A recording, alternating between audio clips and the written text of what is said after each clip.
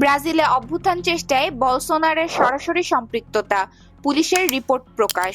ব্রাজিলের সাবেক president জোইর Bolsonaro ২০২২ সালের নির্বাচনের ফল পাল্টে দিতে একটি অভ্যুত্থান পরিকল্পনায় জড়িয়েছিলেন। এমন প্রমাণ ব্রাজিলের সুপ্রিম কোর্টে জমা দিয়েছেন দেশটির কেন্দ্রীয় পুলিশ। মঙ্গলবার পুলিশের ৮৮৪ পৃষ্ঠার একটি পূর্ণাঙ্গ প্রতিবেদনে এ তথ্য প্রকাশিত হয়েছে।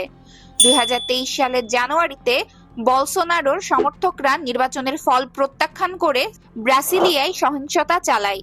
প্রায় ২ বছরের তদন্তের পর পুলিশ এই প্রতিবেদনটি প্রস্তুত করে এবং সম্প্রতি তা সুপ্রিম কোর্টে জমা দেয়। বিচারপতি আলেকান্দ্রে দে প্রতিবেদনটি প্রকাশ করেছেন।